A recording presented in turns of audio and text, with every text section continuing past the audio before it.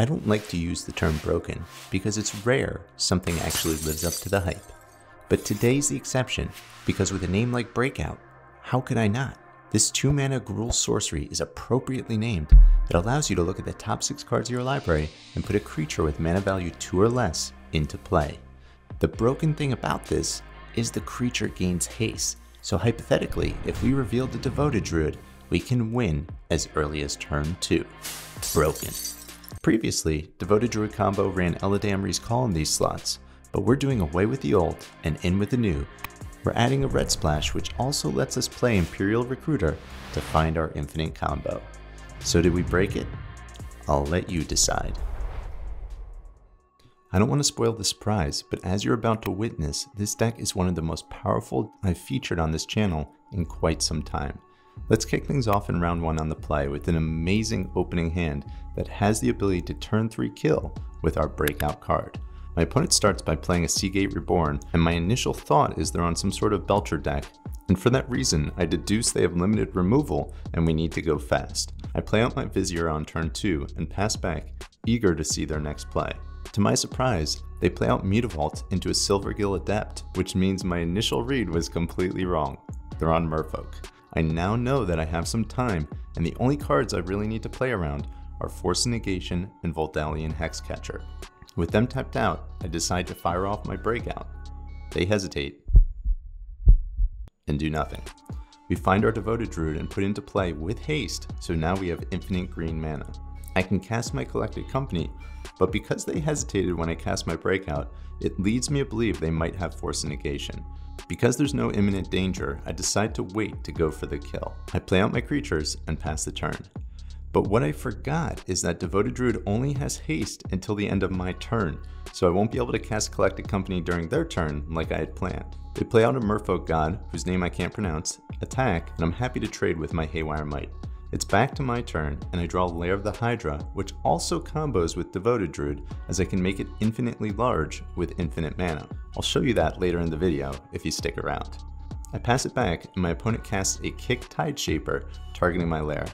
This opens up a pretty cool line. I can activate my Lair turning into a creature, and then give it protection from blue with the Giver of Runes, which fizzles their ability.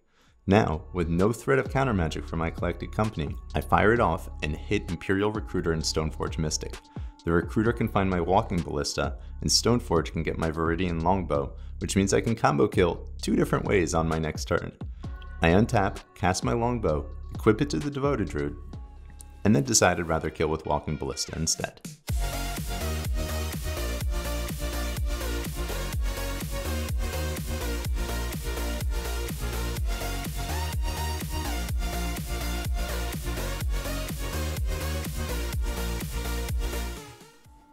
Ballista for 14. Okay, opponent scoops it up. So after an easy game 1 win, we sideboard in answers to Mutavault and Nethervile. In game 2, we quickly get tempoed out on the draw, so we're on to game 3. My opening 7 not only has the Devoted Druid Vizier of Remedies combination, but also has Urza's Saga, which can tutor for the Viridian Longbow and seal the victory after it hits chapter 3. Not only that, but post-sideboard Merfolk will have Dismember against our deck, so having a backup Druid in my opening hand might come in handy. Then, our second Druid is met by Subtlety. Our opponent is doing everything they can to try to manage our combo, even if it means 2 for 1ing themselves. Druid goes on top, and we cast it for a 3rd time this game, and once again my opponent uses the last 2 cards in their hand to evoke another Subtlety. But now I'm fairly confident the next attempt will be successful, and just like that, 4th time's a charm. They have a measly Rishadan Dockhand on their turn, which means we're clear to launch. I cast out my Vizier, and the combo is online. Add 4 mana, cast Collected Company, and get another Druid and an Imperial Recruiter. The Recruiter enlists Duskwatch Recruiter for help, and with infinite green mana, we can output every creature from our deck into our hand. That would be relevant if we didn't already have a Walking Ballista in our hand, but our opponent isn't scooping, so I'm gonna have fun with it. After a few activations of the Duskwatch Recruiter, they see the writing on the wall, and they pack it up.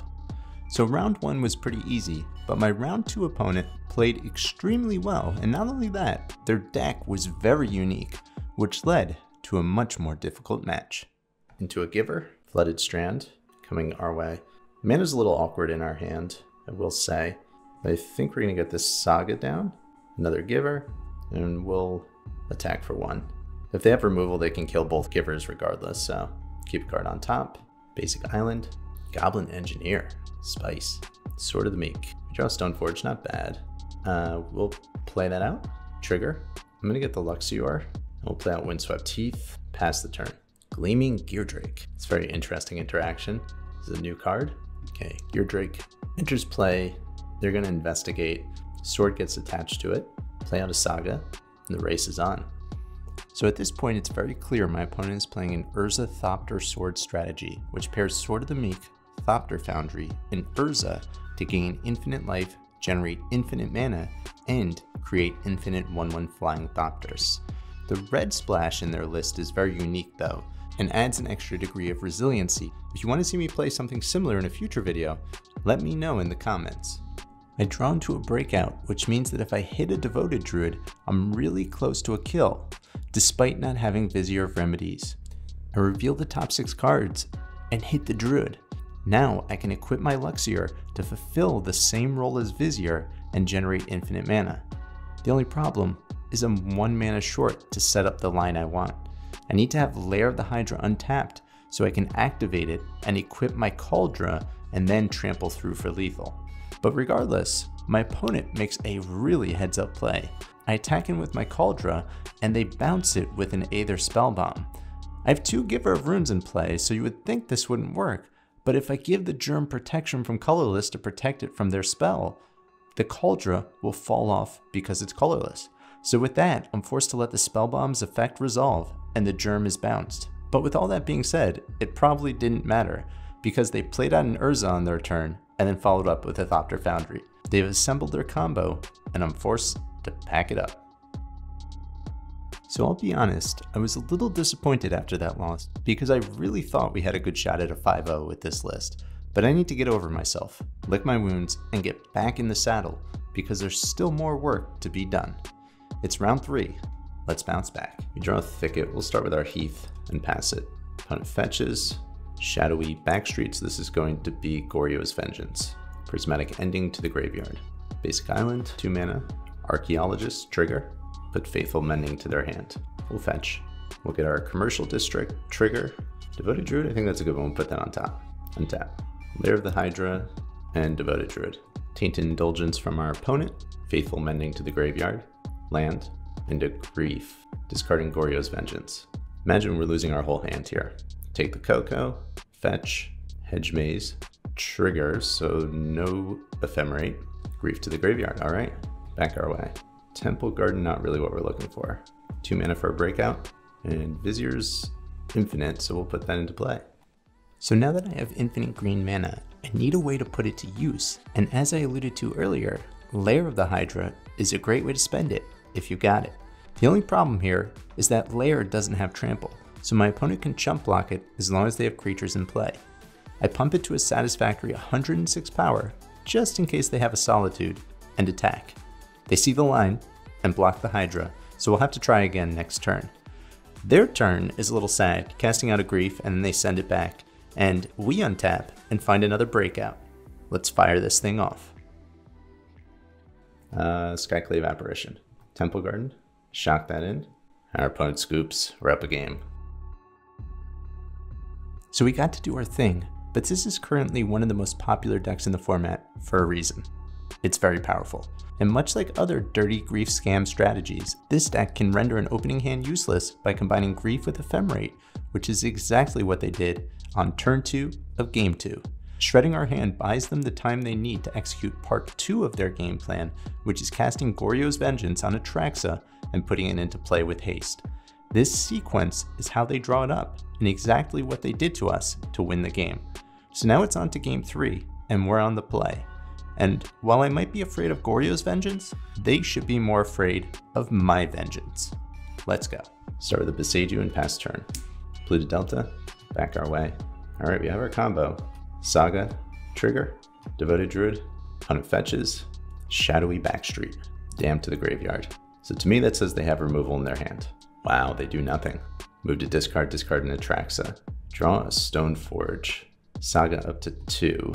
We're gonna play out the Plains, Stoneforge, trigger, And I'm going to put the longbow to my hand. Opponent's firing off a Solitude end of turn. They're going to hit our Devoted Druid. We'll untap the Druid, make a construct, and we'll sacrifice the Druid before Solitude resolves. Opponent's still no second land, wow. Untap, draw another Stoneforge, make a construct, get a Soul Guide, exile Atraxa, another Saga, longbow, attack for 5. After much struggle, they're finally able to locate their second land. Enters play tapped, I may add. A Grief and no Ephemerate exudes insecurity, and they take my Stoneforge, and back to our turn once more. Let's start with an attack for 9, and then break out a Soulless Jailer from the prison known as my library. A Vizier joins the party on my side, and I pass it back their way. They're feeling the pressure and try to play around the removal that I don't play, evoking and blinking a Solitude on their turn, getting rid of both my constructs and gaining me a bunch of life. Break out a Giver to give my Vizier protection from white, and attack them down to 3 life. It's now or never. They untap and proceed to kamikaze attack with Solitude to gain themselves 3 life, but they know it's over when they look at my board. They sulk in their defeat, and we add another tally to the win column. So we're on to round 4, and this was a strange one. If I'm being honest, I felt a little dirty after this match, like I had done something wrong. You see, I think my opponent was confused, thinking that Modern of 2024 was actually Standard of 2014. Their only play in Game 1 was a turn 2 Sylvan Caryatid, and immediately after playing out their creature, they perished a slow and painful death. Like I said, I actually felt bad for them. But the show must go on, and so, with very little insight into what they were doing, I submitted the same 60 and moved on to Game 2. And it was basically the same exact game. Well, I lied. They played out not 1, but 2 Sylvan Caryatid this game. Powerful. And then, you know, Devoted Druid, Luxior, Longbow. It was a convincing win. But I feel empty inside. So what was overall a very successful league ended in not so great fashion, mulling down to 5 in back-to-back games against Burn. Not ideal. But the deck felt great, and Breakout is definitely a huge upgrade for the archetype. I'm curious to see what comes of it in the future. I hope you enjoyed this updated take on Devoted Druid. I know I did. I will catch you all on the flip side. Until then, you know the deal. Be well, my friends.